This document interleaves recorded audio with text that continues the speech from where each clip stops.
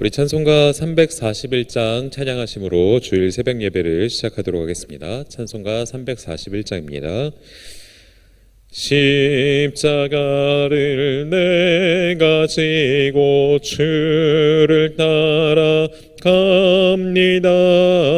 이제부터 예수로만 나의 보배 삼겠네.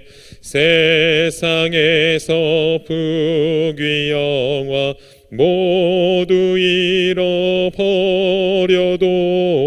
주의 평안 내가 받고 영생 복을 받겠네. 주도 곤욕 당했으니 나도 곤욕 당하리. 세상 살아 간사하나 예수 진실합니다.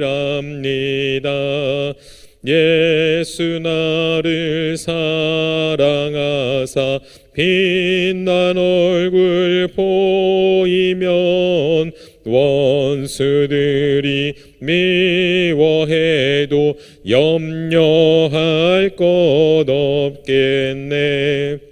내가 핍박 당할 때에 주의 품에 안기고 세상 고초 당할수록 많은 위로 받겠네. 주가 주신 기쁨 외에 기뻐할 것 무엇냐. 주가 나를 사랑하니 기뻐할 것 뿐일세. 아멘. 우리 주님 가르쳐 주신 기도 주님께 올리도록 하겠습니다. 하늘에 계신 우리 아버지여, 이름이 거룩히 여김을 받으시오며 나라에 임하옵시며 뜻이 하늘에서 이루어진 것 같이 땅에서도 이루어지이다. 오늘 우리에게 일용할 양식을 주시옵고 우리가 우리에게 죄 지은 자를 사하여 준 것 같이 우리의 죄를 사하여 주시옵고 우리를 시험에 들게 하지 마시옵고 다만 악에서 구하시옵소서. 나라와 권세와 영광이 아버지께 영원히 있사옵나이다. 아멘. 오늘 함께 보실 하나님의 말씀은 신약성경 마태복음 19장 16절에서 22절까지의 말씀입니다. 마태복음 19장 16절에서 22절까지 말씀, 제가 가지고 있는 성경으로는 신약 32페이지에 있습니다. 말씀을 봉독해 올립니다. 어떤 사람이 주께 와서 이르되 선생님이여 내가 무슨 선한 일을 하여야 영생을 얻으리이까?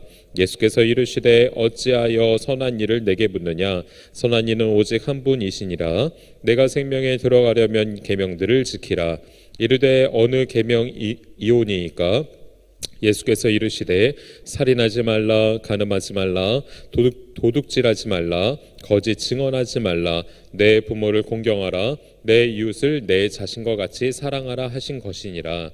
그 청년이 이르되 이 모든 것을 내가 지키었사온데 아직도 무엇이 부족하니이까?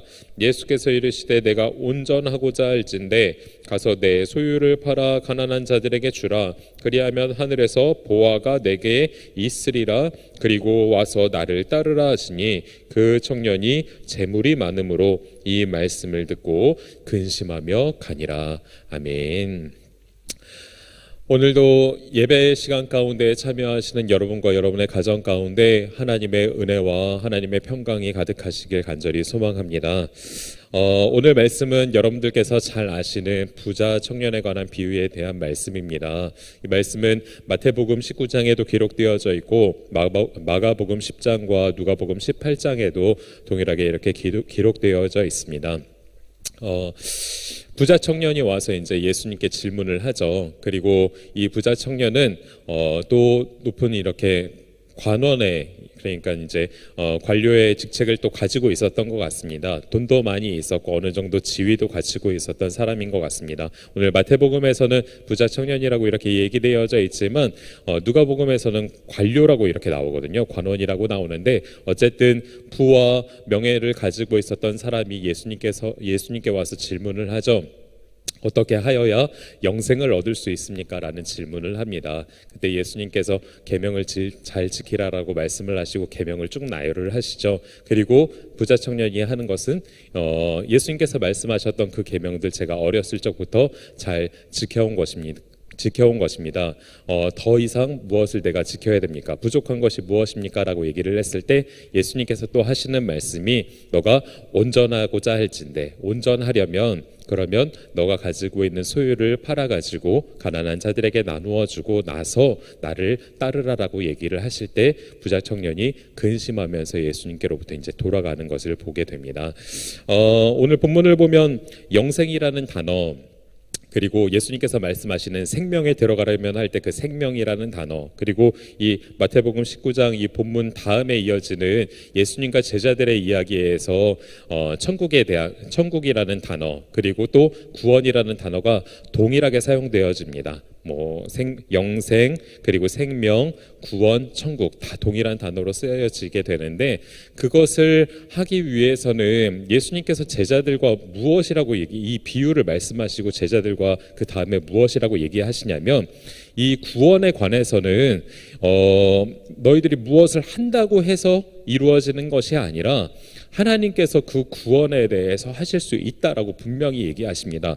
마태복음 이 19장의 뒷부분에 제자들과 이야기하시는 부분에서 26절의 말씀에 보면 예수님께서 말씀을 하시죠. 사람으로는 할 수 없으나 하나님으로는 다 하실 수 있느니라 라고 말씀을 하십니다. 즉 구원의 문제에 있어서는 절대적인 하나님의 주권에 대해서 말씀하고 있는 것입니다. 우리가 수요 예배에서도 지금 로마서 강해의 말씀을 듣고 있지만 당시의 유대 사람들이 율법을 행함으로써 구원을 이룰 수 있다고 생각하는 것들을 예수님께서 정면적으로 이렇게 뒤집어서 이렇게 말씀을 하시는 거죠. 너희들이 그렇게 무엇인가 해서 구원에 이르를 수 있다고 생각하는 것들은 잘못된 것이고 오로지 하나님께서 전적으로 구원의 은혜를 베풀어 주시는 거다라고 말씀을 하는 것입니다. 그리고 또 한 가지 예수님께서 오늘 본문에서 말씀하고 계시는 게 무엇이냐면 당시 사람들이 가지고 있었던 생각은 무엇이냐?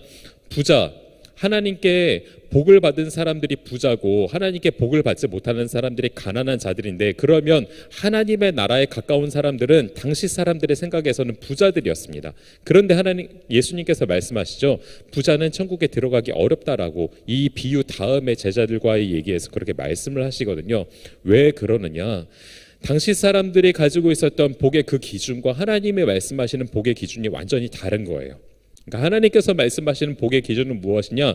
하나님과 우리 인간이 죄로 인하여서 떨어지고 분리되어져 있는데 그 분리되어진 인간이 하나님과 다시 화목해지는 것이 그것이 진짜 구원이고 그것이 진짜 복인데 당시 사람들이 생각했을 때의 기준은 세상의 기준과 비슷했다라는 것입니다. 하나님께서 은혜를 베푸셨기에 부자가 될 수 있었고 하나님께서 은혜를 베푸신 그 사람들, 부자인 사람들이 천국에 더 가깝다라는 그 생각들, 그 관념들을 예수님께서는 과감하게 깨트리시는 거죠. 그때 이제 부자 청년은 아마 그런 생각을 가지고 있었을 거예요. 나는 하나님으로부터 복을 받아서 이렇게 부자로 살아가고 있고 또 어느 정도 직책도 가지고 있고 율법도 잘 지키고 있으니까 영생에 이르를 수 있을 거야. 아마 확인하고자 예수님께 와서 이렇게 질문을 했을 수도 있습니다. 그런데 부자 청년이 가지고 있었던 그 한 가지 하나님보다 그 재물에 더욱더 관심을 가지고 재물을 어떻게 보면 더 우상으로서 더 밀접하게 관계를 가지고 있었던 거죠. 재물을 포기하지 못해서 결국에는 예수님을 따르지 못하는 그런 삶을 살았기 때문입니다. 여러분, 우리의 삶 가운데서도 아직도 포기하지 못하는 것들이 있습니까? 온전하여지려면 하나님과의 관계를 더 소중하게 여기실 수 있는 저와 여러분이 되셨으면 좋겠습니다. 언젠가 한번 저희 목사님께서도 이렇게 말씀하신 적이 있었던 것 같은데 천국에 갔을 때 그 천국에 하나님이 계시지 않는다면 그것이 과연 천국일까라는 것 한번 예화로 드신 적이 있었는데 저도 그 얘기를 듣고 많은 고민을 했었습니다. 그렇지. 하나님과 우리가 그냥 막연하게 하나님의 나라, 천국에 가야지, 영생을 누려야지 하고 그렇게 살아가고 있는데 그것이 우리의 삶에서 하나님과의 관계보다 더 우선되고 있지는 않았는가? 어떻게 보면 그것도 우리 안에서 또한 우상으로서 세워지고 있지는 않았는가라는 생각을 해보게 되었습니다. 여러분, 하나님과의 관계가 우선되어져야 됩니다. 무엇을 우리의 삶에서 중점적인 가치를 두고 살아야 되는지 여러분들 기억하시고 하나님과의 먼저 회복되는 관계, 그리고 세상에서 우리가 분명히 살아가고 있지만 돈도 분명히 필요하고 여러 가지 삶 가운데서 우리가 또 잘 삶으로 인하여서 예수 믿는 사람들이 저렇게 복을 받고 사는구나라는 것을 믿지 않은 사람들을 통해서 보여줌으로써 자연적인 전도 효과가 이루어지는 것도 중요하죠. 그런데 그것보다도 더 중요한 것이 무엇이냐? 하나님과의 온전한 관계, 하나님과의 온전한 관계가 더 중요하다는 사실 기억하셨으면 좋겠습니다. 하나님과의 관계가 회복되면 우리는 온전하여질 수 있습니다. 그래서 오늘 이 시간에도 기도하실 때 하나님, 지금 내 주위에서 내가 하나님보다 우선으로 여기고 있는 가치들이 무엇인지 하나님 기억나게 하시고 생각되게 하시고, 그래서 내가 그러한 것들 과감히 버려버릴 수 있는 그것보다도 더 하나님을 가장 나의 삶 가운데 중심으로 모시고 살아갈 수 있는, 그리고 하나님 안에서 진정한 복을 누릴 수 있는, 진정한 형통의 복을 누릴 수 있는 우리 모두가 될 수 있도록 도와달라고 기도하며 나아가실 수 있는 저와 여러분이 되셨으면 좋겠습니다. 오늘 말씀 붙잡고 기도하도록 하겠습니다. 하나님, 우리의 삶 가운데서 무엇이 진정한 가치인지 우리가 생각할 수 있도록 도와주시고, 다른 어떤 것들보다 하나님을 우선적으로 모시고 살아갈 수 있는 우리 모두가 될 수 있도록 도와주시옵소서. 하나님과의 관계가 온전히 회복되어서 온전한 사람으로서 온전한 하나님과의 관계가 회복되어지면서 나아갈 수 있도록 도와주시고, 그로 인하여서 진정한 하나님의 복을 누리며 하나님 안에서 평안을 누릴 수 있는 우리 모든 성도들의 삶이 될 수 있도록 인도하여 주시옵소서.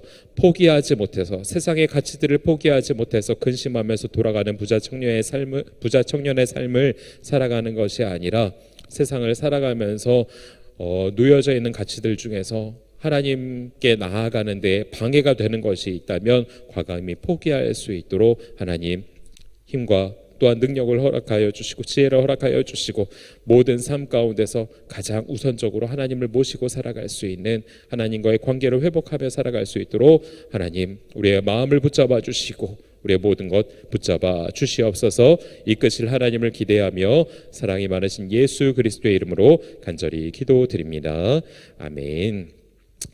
우리 이 시간 기도하실 때 여러분들 가지고 나오신 기도의 제목들 붙잡고 간절히 기도해 주셨으면 좋겠고, 그리고 무엇보다도 앞서 말씀드렸지만 하나님과의 온전한 관계를 위해서 기도해 주셨으면 좋겠습니다. 그 온전한 관계를 위해서 오늘 주일에도 하나님 앞에 나와서 예배를 드리실 텐데, 예배의 시간 온전히 하나님을 만나실 수 있는 우리 모두가 되었으면 좋겠고, 어제도 김성훈 목사님께서 말씀하셨지만 예배가 조건부로 이렇게 허용이 되었습니다. 그래서 예배 가운데 참여하시는 분들 여러 가지 불안한 상황 가운데 있을 수 있지만 그래도 예배의 시간만큼 하나님께서 주시는 은혜와 평안을 누리실 수 있는 시간 되셨으면 좋겠고, 말씀 증거하시는 목사님을 위해서 먼저 기도해 주시고 우리 모두 은혜 받기 위해서도 같이 기도해 주셨으면 좋겠습니다. 그리고 생각나시는 환우분들, 그리고 우리 자녀들을 위해서 기도하실 때 우리 수험생들 12월 3일 날 수능시험이 있는데 그 수험생들을 위해서 계속 기도해 주시길 부탁을 드리겠습니다.